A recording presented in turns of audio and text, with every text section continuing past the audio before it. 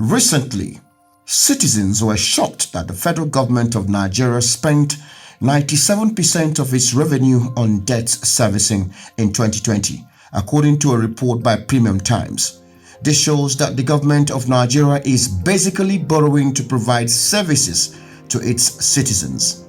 If domestic revenues are so scarce, it becomes critical that every penny utilized for providing public goods and services are maximized, and there should be no room for wastage or mismanagement.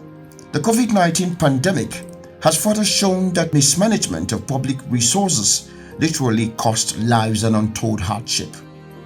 This is why implementation of projects can no longer be business as usual. Every penny spent on projects must be accounted for and yield the intended outcome.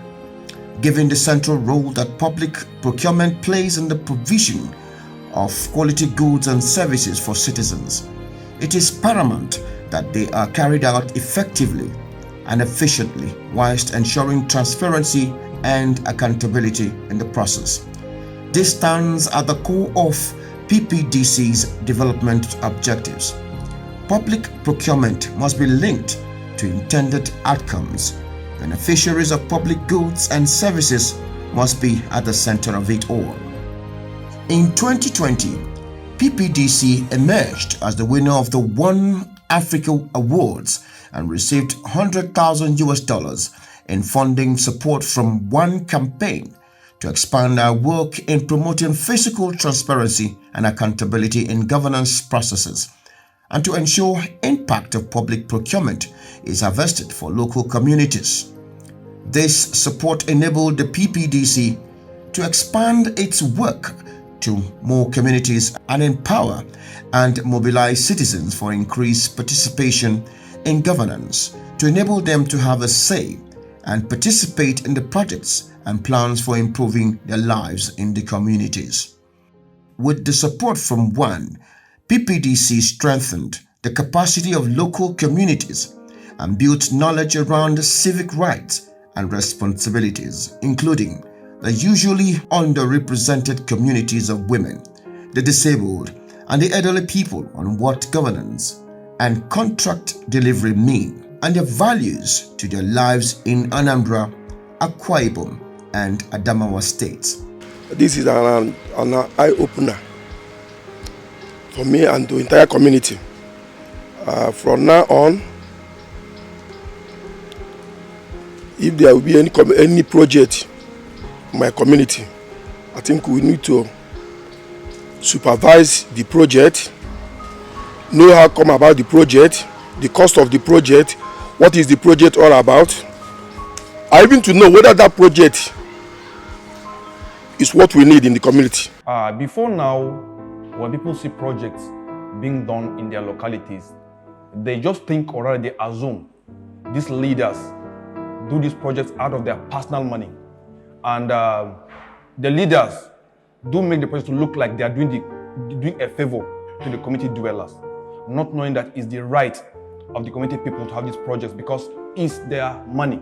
But with open contracting now, at least the masses can now log into it to see the project details, to see the amounts being allocated for this particular project, and to even see the red flags. Initially, so many of our people doesn't know about open contracting. But with the implementation of OCDS portal in place, I think so many people get used to the system. With the invent of the e-procurement portal and with the help of the PPDC during their training, because we have so many series of training with them, so our CEOs are aware about the program, our contractors are aware about the program, our local contractors are aware about the program, so they can go to the indie site, they can search for a particular project to see how the status of that project is. In each state visited, PPDC ascertained and documented the priority needs of the identified communities and jointly developed advocacy plans on how best the government can meet them through its programs. PPDC went further to build the capacity of the communities on how best to engage their representatives at all levels of government. We targeted our engagements to achieve fixes for projects and ensure improved service delivery. Town hall meetings were organized with representatives of citizens groups in these communities, including women, the disabled, and the elderly. Issues on projects governance, contract delivery, and the value of these projects to their lives were discussed extensively to gain their perspectives. They had a lot to say about the deplorable state of projects in their various communities. During the community engagements and field visits, it was discovered that projects such as health centers, schools, pipe-borne water were seen to either be abandoned and some left uncompleted for a long period of time, whilst a few were fully executed. Most of the schools here in Numan, the secondary school, the buildings are dilapidated. There was this time rain was falling and the students hide behind the building thinking that, okay, before the rain, I will just save myself here. And the building just fell on him and the guy died at the spot. Everybody that is in Numan knows the story. And the healthcare, if you go to the hospitals, we don't have enough beds in the wards. There are some people that they will just lie down on the floor with their mats. No electricity. Asibitin gaskiya akwai damuwa. Damuwan tun aka kawo ni ran Monday ba mu da wuta garanti. Ga mattress, ba mattress, ba ruwa, ga sauran window nan duka faffashe. Asibiti yanzu ba na talaka bane. Yanzu ka zo asibitin baka da kudi zaka mutu. Abu kadan ga rubuta daga kaje 10,000, kuma an ce na gwamnati ne. To ina taimakon gwamnati take? This building we are standing on was a project being given by the Adamawa State government to construct a pediatric ward in General Hospital Numan. And we heard that the state government have paid the contractor fully their money. Just all of a sudden, we just saw the building stopped.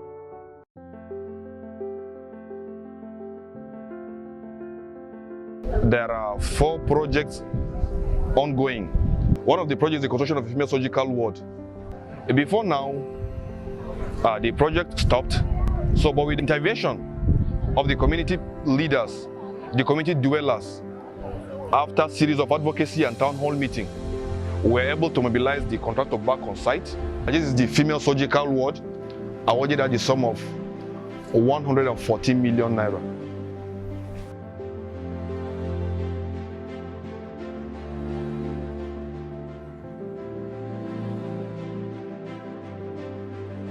This is the mortuary that was awarded at the cost of 19 million naira. And before now, there is the old mortuary. The old one was built by the community, by a philanthropist in the community. So before the government now came with the intervention of this new mortuary.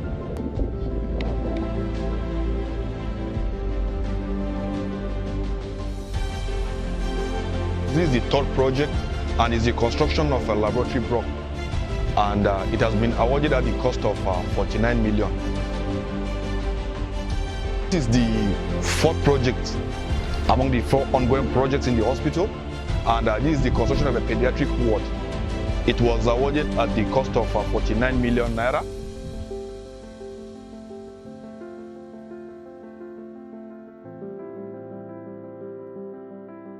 When you look at the fence, at the back of that fence, there was an erosion there. The erosion was there for the past 80 years. We have even written to the government. I remember about how many years, about either 6 or 7 years ago, we have written to government about the erosion, but nothing was done. And when you look at the erosion now, it's found out that if something is not done now for that erosion, before next 2 years or 3 years, all those fences, even the new building, it will bring it down. So we need government, we need assistance of government assistance at federal and state, Ministry of Environment, to come and help us for the election. In 80s, 70s, 80s, there was a hostage here the hostel is no more functioning. So because of this this new hostel, I think it will be a very good advantage to the people, to the students here, even to the entire community. Because at times in the morning, you see some people coming from very far places, from Ishi, from neighboring town and neighboring local government. But with this facility, I believe that most of those people coming from far places will be living here, and it will make them to concentrate on their education. Since I've come to this place, I don't enjoy it. See the grass, and anytime the rain comes, nobody will be able to enter this compound. Whenever the rain starts, we will run away because it used to climb up to our knees, even more than that. So I've tried to report it to the local government council. There is no help.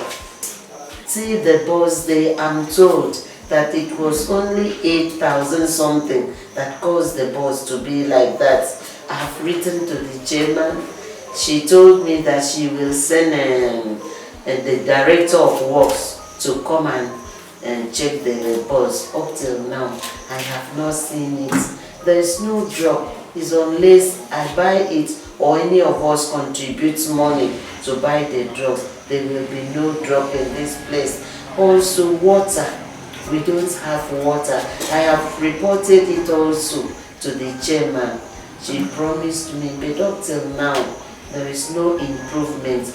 Even when we have delivery here, we will go to somewhere and look for water to wash all the equipment that we have used. So we really need help from the government. Today I met one lady. She told me that 2018 she delivered here, but before the night was over, the heavy rain came and the room was filled with water. So she even promised not to come here again to deliver.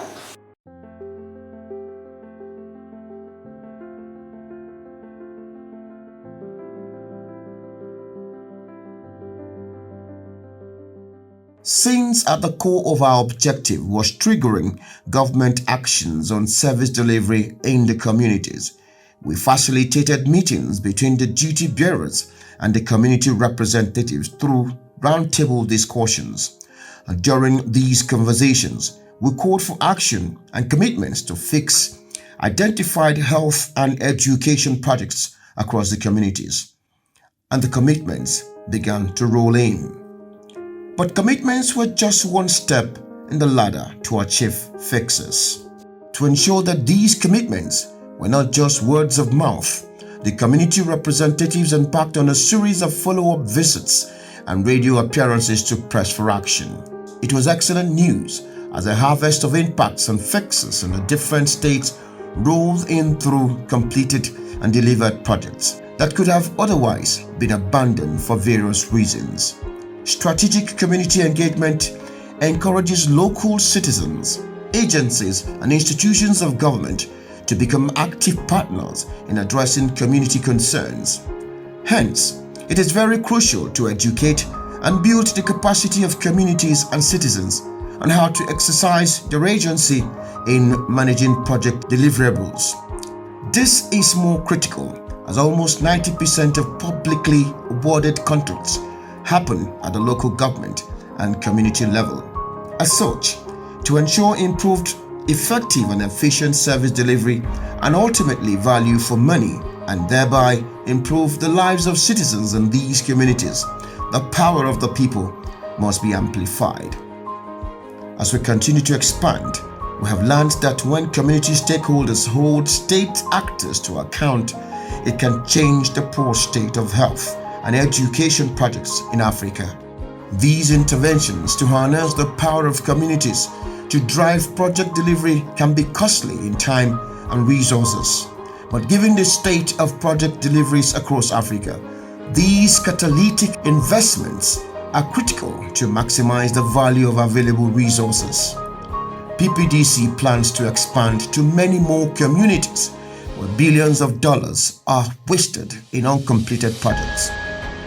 Further support is needed as we appreciate one campaign for the general support to expand our influence in Nigerian communities.